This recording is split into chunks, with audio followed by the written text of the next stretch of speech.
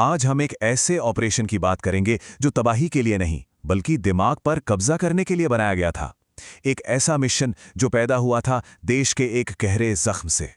ये जो बात है ना, असली जीत वो होती है जो कभी खबर नहीं बनती। ये इस कहानी का सार है। हम बात कर रहे हैं एक ऐसे युद्ध की जो परछाइयों में लड़ा गया, जहां मकसद हेडलाइन बनाना नहीं था।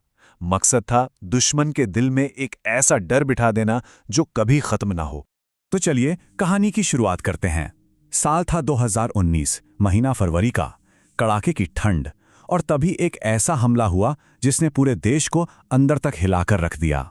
स्क्रीन पर ये जो नंबर दिख रहा है 40, ये सिर्फ एक गिनती नहीं है, ये 40 जिंदगियां थीं, और यही वो चिंगारी थी जिसने पूरे देश में गुस्से की आग भड़का दी। और फिर दिल्ली के सबसे ऊंचे सुरक्षा गलियारों में एक अलग ही तरह के बदले की कसम ली गई। और उस बदले का निशाना कौन था? ये शख्स ब्रिगेडियर रशीद खान। कहा जाता है कि पुलवामा, उरी, 26/11 इन सब हमलों के पीछे इसी का दिमाग था। एक हाई वैल्यू आईएसआई अफसर जो इस्लामाबाद में अपने किले जैसे घर में बैठा भारत के खिलाफ पाकिस्तान का सबसे शातिर रणनीतिकार बन चुका था। अब ये बात बहुत जरूरी है। एनएसए अजीत डोभाल का कहना था, हम इसे मारेंगे नहीं, हम इसे तोड़ेंगे। देखिए, यही है ऑपरेशन अभय का पूरा फलसफा। मतलब मकसद जान लेना नहीं था, मकसद था दुश्मन की सबसे बड़ी ताकत, उसके सुरक्षा के एहसास को ही उसका सबसे बड़ा दुश्मन बना देना। तो प्लान तो बन गया, लेकिन सवाल यह था कि इसे अमल में कैसे लाया जाए। इस्लामाबाद के उस किले में सेंध कैसे लगाई जाए। खेल की शुरुआत हुई शतरंज की बिसात पर, एक मोहरा ढूंढने से। और मोहरा कौन बना? फरहान अहमद नाम का एक पाकिस्तानी ट्रक ड्राइवर, दुबई में किसी छोटी मोटी चोरी के जुर्म में जेल में बंद था। रॉ के एक एजेंट, जिन्हें वकील साहब के नाम से जाना जाता था, उन्होंने उसे बाहर निकलवाया, उसे 50 लाख पाकिस्तानी रुपए दिए, एक नई जिंदगी दी, और ब्रिगेडियर रशीद के घर से सिर्फ 200 मीटर दूर एक घर में बसा दिया। सोचिए, एक मामूली ट्रक ड्राइवर अब हाई स्टेक जासूसी के खेल का सबसे अहम प्यादा बन चुका था। और फिर शुरू हुआ इंतजार का खेल। पूरे 8 महीने उस पड़ोस के घर से रशीद खान की हर एक हरकत पर नजर रखी गई।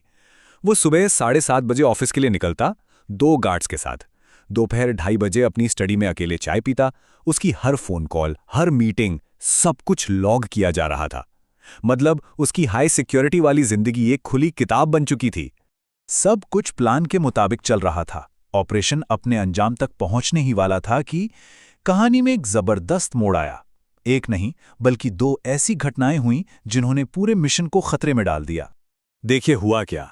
सबसे पहले तो पाकिस्तान में रॉ के जो की एजेंट थे वकील साहब, उनकी दिल्ली में कोविड से मौत हो गई। अब उनके बिना हमारा मोहरा फरहान अहमद घबरा गया। उसे आईएसआई की निगरानी का डर सताने लगा, और इसी डर में उसने वो कर दिया जिसकी किसी को उम्मीद नहीं थी। उसने खुद पाकिस्तानी एजेंसियों से संपर्क किया और पूरे सेफ हाउस ऑपरेशन का पर्दाफाश कर दिया। गेम ओवर, ऐसा ही लग रहा था। लेकिन यहीं पर असली खेल शुरू हुआ। जैसा कि एनएसए डोभाल ने कहा, यह साइलेंट ट्विस्ट है। अब असली खेल शुरू होता है। मिशन को रोकने के बजाय इस धोखे को ही हथियार बना लिया गया। इसे एक मौके की तरह देखा गया, उस साइकोलॉजिकल वॉर को एक नए और भी खतरनाक लेवल पर ले जाने का। तो अब सिचुएशन ये थी कि दुश्मन को पता था कि उनके पड़ोस में एक सेफ हाउस है, लेकिन उन्हें यह नहीं पता था कि हमें ये बात पता है। और इसी धोखे की आड़ में ऑपरेशन के सबसे आखिरी और सबसे दुस्साहसी चरण को ग्रीन सिग्नल दे दिया गया। 40 किलो, ये वो मात्रा थी जो नियंत्रित विस्फोट के लिए इस्तेमाल की गई। समझिए, इसका मकसद कोई बड़ी तबाही मचाना नहीं था। ये मात्रा बहुत सोच समझकर नाप तौल कर चुनी गई थी, एक खास तरह का मनोवैज्ञानिक असर पैदा करने के लिए। तो हमला हुआ, लेकिन उसके उद्देश्य बड़े साफ थे। टारगेट के घर के पास एक कंट्रोल किया हुआ धमाका करना, ये पक्का करना कि टारगेट यानी रशीद खान जिंदा बचे, उसके पर्सनल सिक्योरिटी गार्ड्स को खत्म कर देना, और सबसे जरूरी, उसके अपने किले में उसकी सुरक्षा की भावना को हमेशा के लिए तोड़ देना। उसे यह एहसास दिलाना कि पाकिस्तानी एस्टैब्लिशमेंट अब उसे एक बोझ समझने पर मजबूर हो जाए। यह एक सीधा संदेश था, तुम कहीं भी सुरक्षित नहीं हो।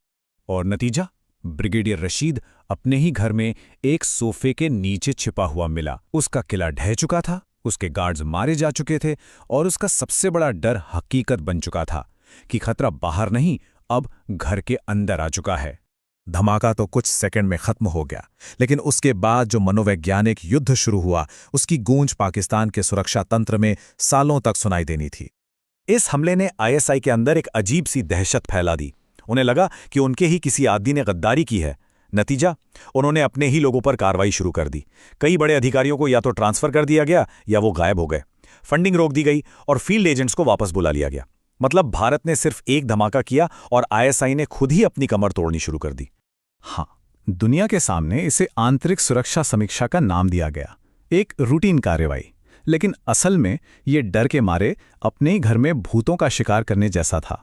और इस पूरे सफाई में ब्रिगेडियर रशीद खान, वो खुद रिकॉर्ड से हमेशा के लिए मिटा दिया गया। ऑपरेशन अभय की कभी कोई घोषणा नहीं हुई, न कोई मेडल दिए गए, न कोई क्रेडिट लिया गया। ये कहानी खत्म होती है एक बड़े सवाल के साथ। आज की मॉडर्न लड़ाइयों में क्या सबसे बड़ा और असरदार हथियार खुद डर ही है?